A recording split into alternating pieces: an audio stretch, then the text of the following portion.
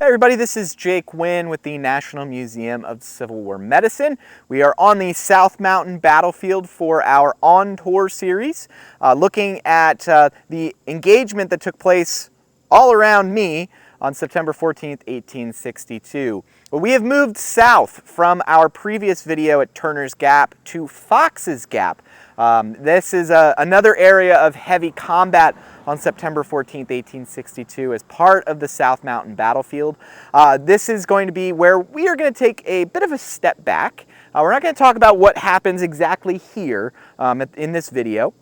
We're going to examine the medical officer in charge of the Army of the Potomac's medical department, a gentleman named Johnathan Letterman. Now, most of you are, if you've followed the museum for any length of time, chances are you've probably learned a little bit about Letterman. We talk quite a bit about him, and for good reason. He is the father of modern battlefield medicine.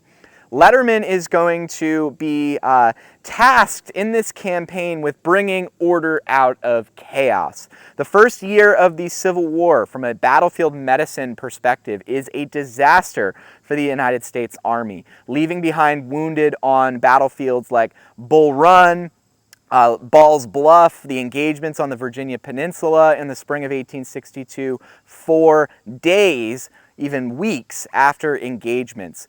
Battlefield evacuation was a disaster. The organization of hospitals was a disaster.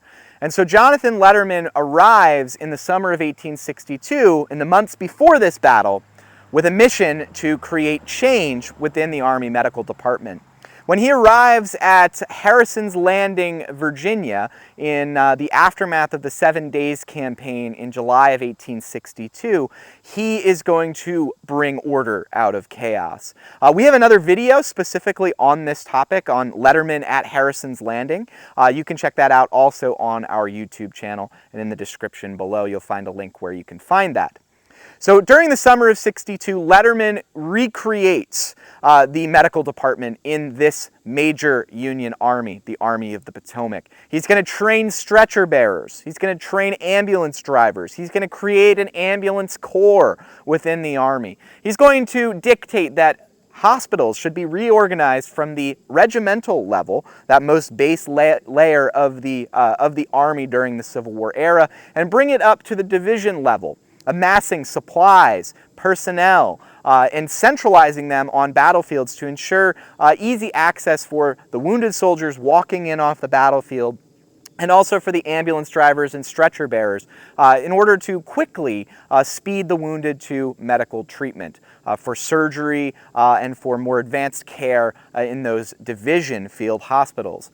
He's going to dictate that the ambulances are controlled by the medical department, taking them away from the quartermaster department and ensuring that medical officers have command of those ambulances to bring supplies to the front lines, the bandages, tourniquets, medications that are needed by the surgeons at the front, and to ensure that wounded soldiers are going to be brought back from the battlefield.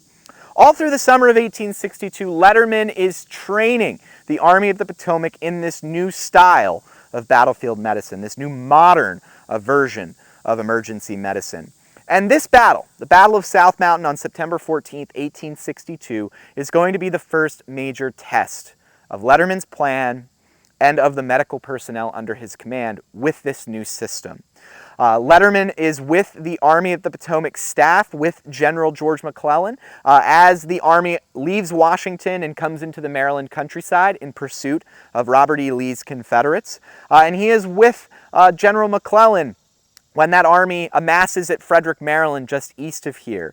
And even before the campaign, before these battles actually begin, Letterman is already thinking ahead. And what is an innovation in Civil War medical care, Letterman pre-places medical personnel and supplies and personally locates hospitals in Frederick, Maryland, in preparation for what he knows will be several major battles here in the mountains and hills of western Maryland.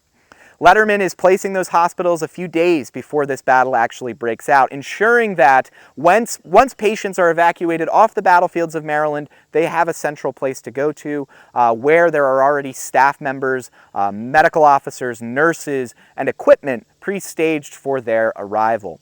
So that's already an innovation, even before this battle actually begins.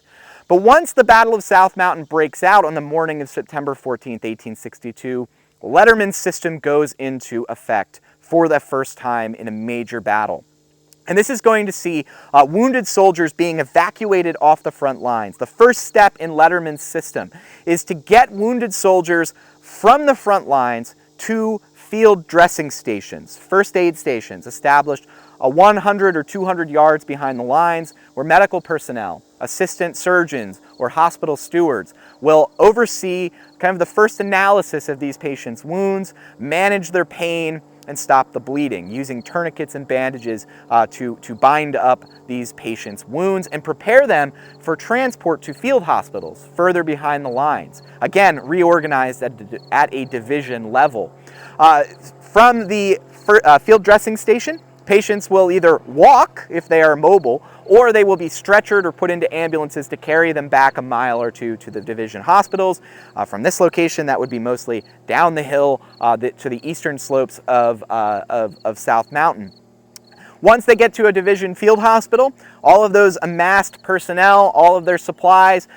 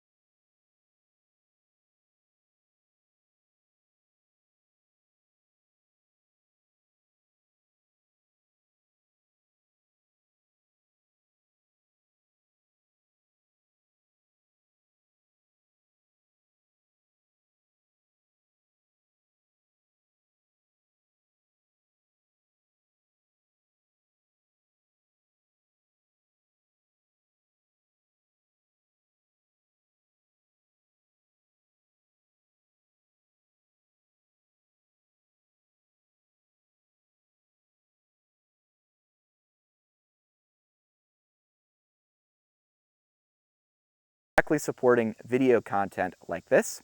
Thank you, and we'll see you next time.